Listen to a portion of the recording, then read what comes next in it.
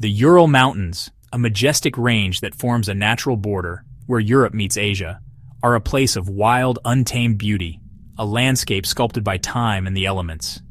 They are also steeped in ancient legend, whispered tales passed down through generations. The indigenous Mansi people who have lived in these mountains for centuries call one particular peak Kholat Syakhl Mountain of the Dead, a name that sends shivers down the spine. In 1959, a year etched in history, this ominous name would become infamous, forever linked to a tragedy. Imagine, the dead of winter, a time when the mountains are at their most unforgiving.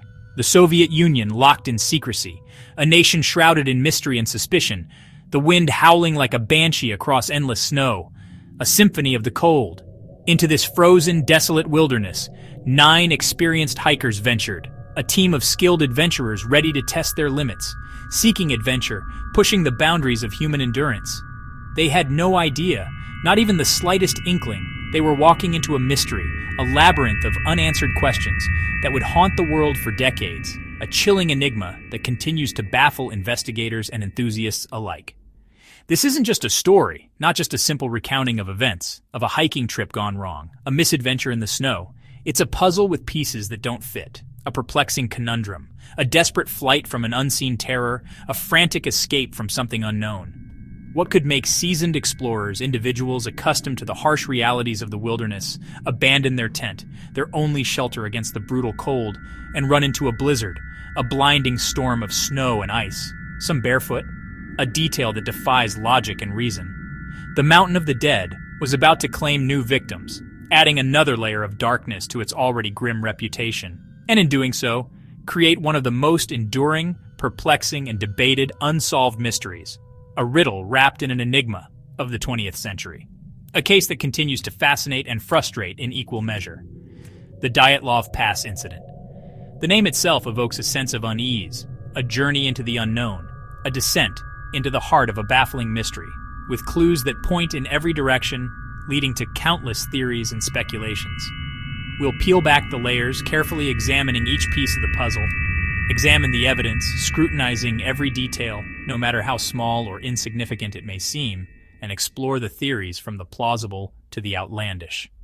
But be warned, the deeper you go into this mystery, the stranger it gets, the more unsettling the details become. Who were these adventurers, these young souls embarking on such a perilous journey? What drove them to challenge the unforgiving wilderness of the Ural Mountains in the dead of winter?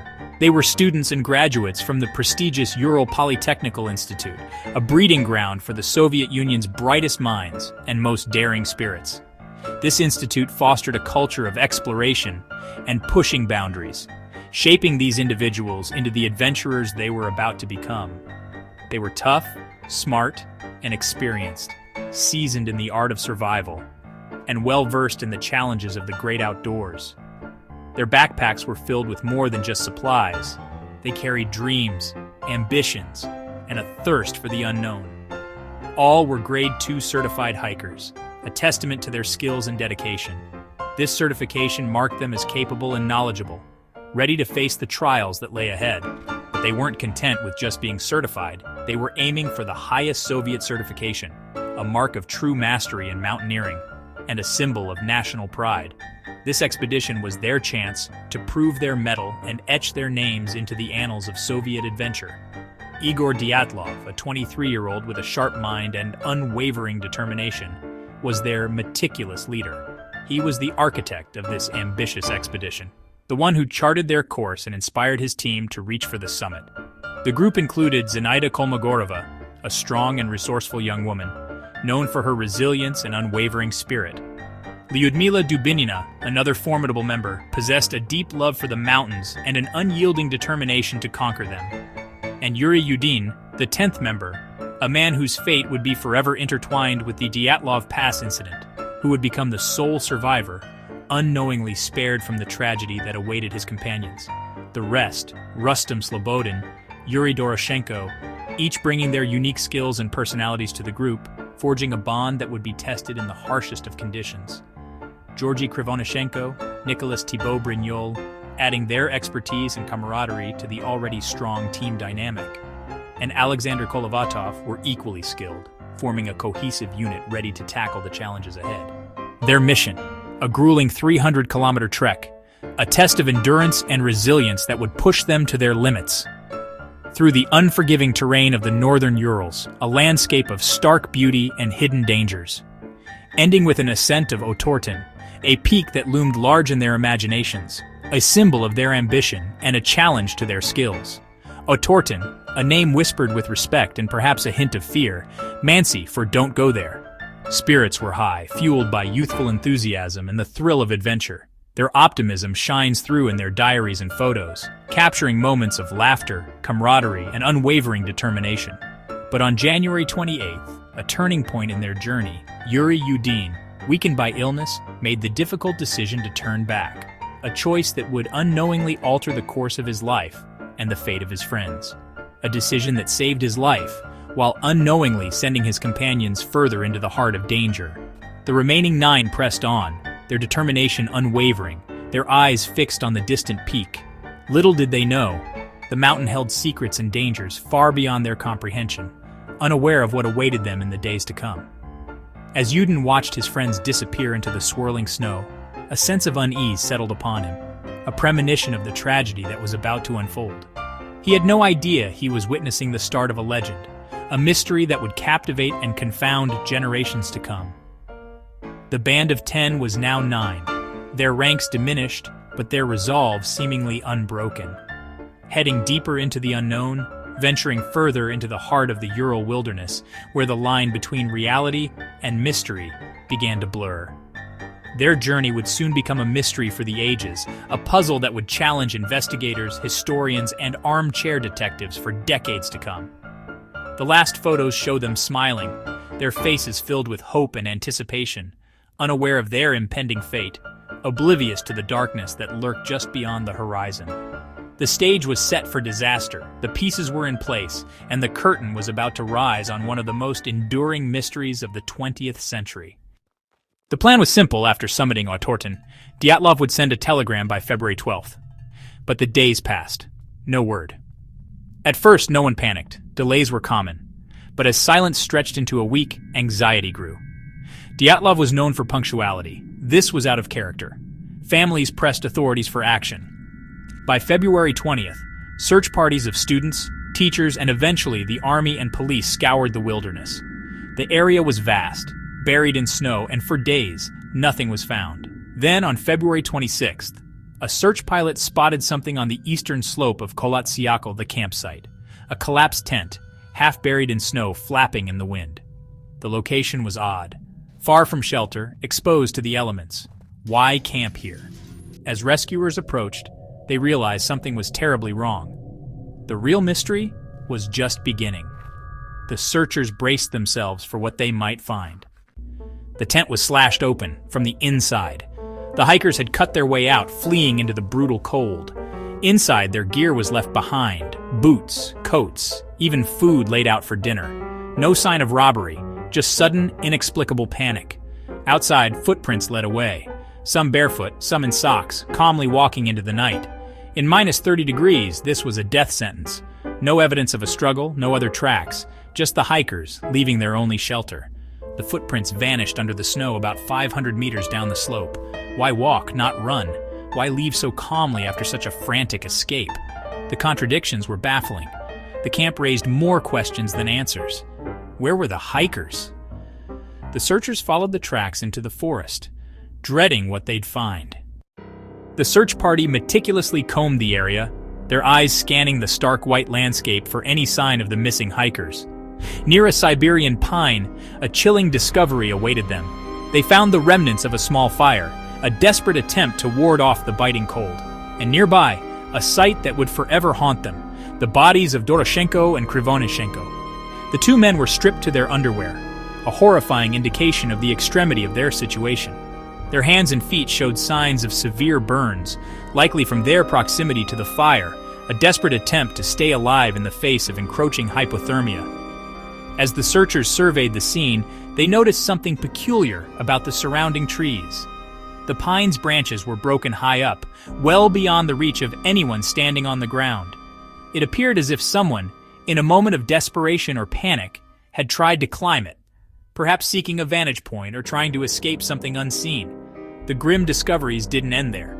Further into the wilderness, they found 3 more bodies. These were Dyatlov, the group's experienced leader, along with Kolmogorova and Slobodin. Their bodies were located in a line between the towering pine tree and the abandoned tent, a silent testament to their final, desperate journey. They were found facing the camp, positioned as if they had been crawling back towards its relative safety. Slobodin, in particular, had suffered a significant skull fracture, a potentially fatal injury in those unforgiving conditions. Despite Slobodin's head wound, the official cause of death for all 3 was determined to be hypothermia, a chilling reminder of the brutal power of the elements. 5 bodies found, 5 individual tragedies etched into the unforgiving landscape. But the story of the Dyatlov Pass incident didn't end there. The initial discovery only scratched the surface of a much deeper, more perplexing mystery. The search for the remaining members of the group continued for months, a grueling effort against the harsh winter conditions. The relentless grip of winter slowly began to loosen as the snow gradually melted, revealing the secrets hidden beneath its icy blanket. It wasn't until May 4th, weeks after the initial discovery, that the final pieces of this tragic puzzle would be unearthed. The last 4 hikers were eventually found in a deep ravine, a treacherous gully hidden from view. They were buried under an astonishing 4 meters of snow, a testament to the powerful forces at play in this remote and unforgiving landscape. These were the remaining members of the expedition: Dubinina, Thibaut Brignol, Kolovatov, and Zolotaryov. The condition of their bodies revealed a horrifying truth. They had suffered massive internal injuries, far beyond what could be explained by hypothermia alone. The injuries were likened to those sustained in a high-speed car crash, a devastating impact that shattered bones and crushed internal organs, yet with almost no external wounds to show for it. This crucial detail set them apart from the first 5 victims. Unlike those who succumbed to the cold, these 4 had died from something far more violent and inexplicable. The discovery of these final bodies transformed a tragic accident into a terrifying mystery, a puzzle with pieces that simply didn't fit.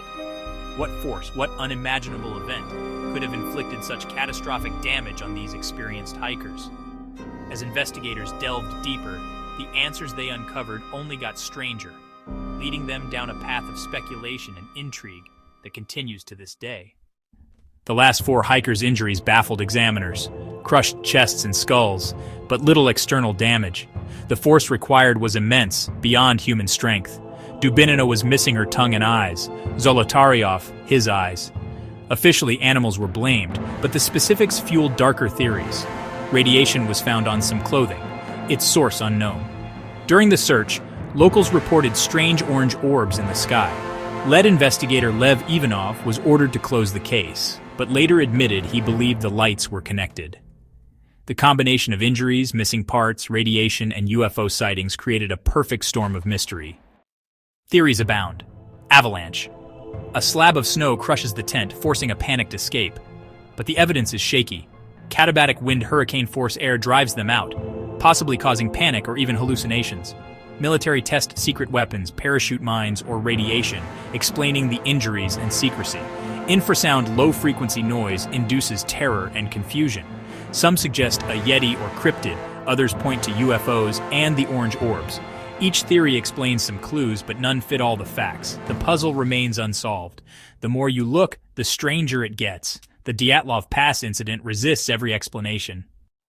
Each theory has fatal flaws. The avalanche theory can't explain the calm footprints or lack of snow damage. Katabatic wind and infrasound explain panic, but not the crushing injuries or radiation. Military testing fits the secrecy and some injuries, but there's no evidence of weapons or cleanup. Yeti and UFO theories fill the gaps with speculation, not proof. No animal tracks, no solid evidence of extraterrestrial contact. None of the theories account for all the bizarre evidence. The case remains a tangle of contradictions. The truth is as elusive as ever. For decades, the official cause was compelling natural force, a bureaucratic shrug. The case files were locked away, fueling endless speculation. In 2019, Russian authorities reopened the case, but only considered natural explanations. In 2020, they concluded, a small avalanche forced the hikers out. They got lost in the blizzard and froze. The severe injuries, they said, were caused by snow. Many remain unconvinced. Radiation, strange lights, and missing tongues are left unexplained. For families and the world, the verdict is unsatisfying. The Dyatlov Pass mystery endures. The truth is still buried beneath the snow of the Mountain of the Dead. Some mysteries refuse to be solved.